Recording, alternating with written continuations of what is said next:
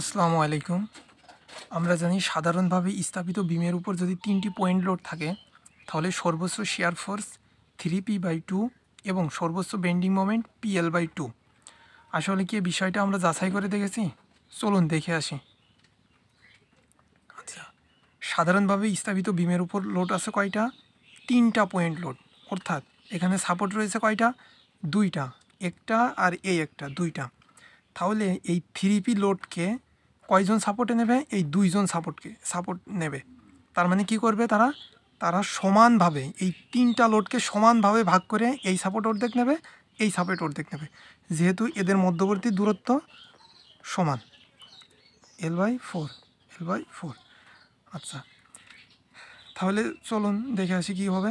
যে 3p, তার মানে 3p, তাহলে এই সাপোর্ট নেবে কত? অর্ধেক। এবার প্লাস এখানে কত? 3p, এই সাপোর্ট কত নেবে? অর্ধেক। এই মোট মিলে কত হবে? 3p লোড হবে। আচ্ছা, তাহলে এই একক সাপোর্ট কত করে নেবে? 3p/2। তাহলে এখানে মনে করি ঊর্ধ্বমুখী বল কত? 3p/2। এখানে ঊর্ধ্বমুখী বল কত? 3p/2। আচ্ছা, তাহলে এইখানে সাপোর্ট, তাহলে ঊর্ধ্বমুখী বল 3p/2, তার মানে এখানে ঊর্ধ্বমুখী হবে 3p/2। আচ্ছা, এইখানে কোনো লোড আছে? এখানে কোনো লোড নেই।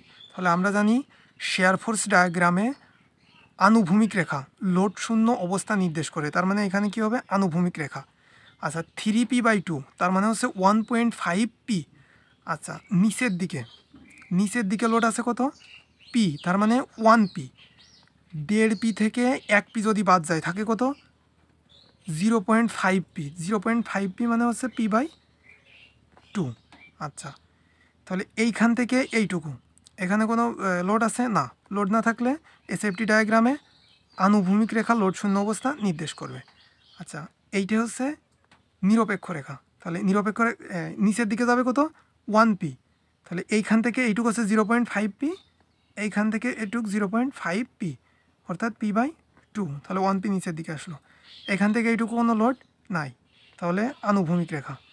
এখানে 0.5p রয়েছে, আরও নিচের দিকে যাবে 1p, তার মানে মোট আসবে কত? p 1.5p, অর্থাৎ 3p/2। আচ্ছা, এইখানে কোনো লোড নাই। লোড না থাকলে এসএফডি ডায়াগ্রামে আনুভূমিক রেখা লোড শূন্য অবস্থা নির্দেশ করে। আচ্ছা, ঊর্ধ্বমুখী বল সাপোর্টে কত আছে? 3p/2, অর্থাৎ 0-র সাথে মিলে গেল। এটা হচ্ছে এসএফডি। আচ্ছা, চলুন এবার আমরা বিএমডি আঁকার চেষ্টা করি। এটা হচ্ছে প্লাস, নিরপেক্ষ রেখার উপরে হচ্ছে প্লাস আর নিচেই মাইনাস। আচ্ছা, এবার আমরা বিএমডি আঁকার চেষ্টা করব। দেখুন, বিএমডি আঁকবো আমরা কিসের সাহায্যে? ক্ষেত্রফলের সাহায্যে। আচ্ছা, এইখানে উচ্চতা কত আছে? 3p/2, আর এইখানে এই দৈর্ঘ্য আছে কত? L/4। তাহলে যদি আমরা এই অংশটুকুর ক্ষেত্রফল নির্ণয় করার চেষ্টা করি তাহলে কি হবে? হবে হচ্ছে 3p/2 ইন্টু L/4। আচ্ছা, এটা এভাবে না রেখে 3p/2 ইন্টু L/4। তার মানে দেখুন যে 3pl/4 আচ্ছা, তাহলে এইখানে কি হবে? আচ্ছা, এটা যেহেতু আনুভূমিক রেখা আছে তাহলে কি হবে? হেলানো সরল রেখা বিএমডি ডায়াগ্রামে, বা 1 ডিগ্রি থাকলে 2 ডিগ্রি। আচ্ছা, তাহলে এইখানে কত হবে? 3pl/8। আচ্ছা, এই অংশটা প্লাস ছিল, এই অংশটুকু কি প্লাস? তাহলে প্লাস হলে কি হবে? এইটার সাথে যোগ হবে, তার মানে যোগ, দৈর্ঘ্য আছে কত? L/4, L/4। এবার প্রস্থ বা উচ্চতা কত আছে? p/2। আচ্ছা, তাহলে কত হলো? 3pl/8 plus pl/8। আচ্ছা, 8 আর 8 লসাগু করলে 8, 3pl প্লাস pl, অর্থাৎ 4pl/8। সাইড দিয়ে 8-এর কাটলে 2, অর্থাৎ pl/2। আচ্ছা, তাহলে এখানে কত হলো?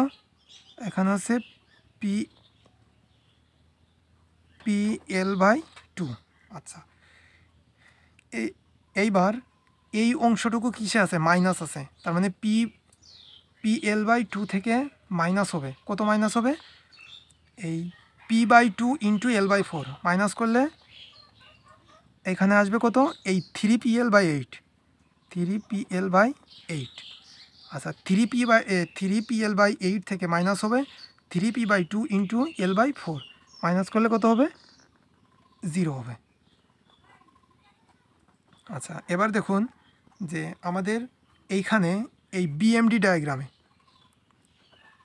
ডায়াগ্রামে সর্বোচ্চ বেন্ডিং মোমেন্ট কোন জায়গায় আছে? এই বিন্দুতে, যার মান হচ্ছে PL/2। এই দেখুন সর্বোচ্চ বেন্ডিং মোমেন্ট PL/2, সর্বোচ্চ বেন্ডিং মোমেন্ট এই যে আমরা বইয়ে পড়েছি PL/2। আচ্ছা এবার SFD ডায়াগ্রামে সর্বোচ্চ সর্বোচ্চ শিয়ার ফোর্স কোন জায়গায় আছে? সাপোর্টে, সেটার মান কত? 3P/2। দেখুন আমরা বইয়ে পড়েছি সর্বোচ্চ শিয়ার ফোর্সের মান 3P/2। ধন্যবাদ সবাইকে।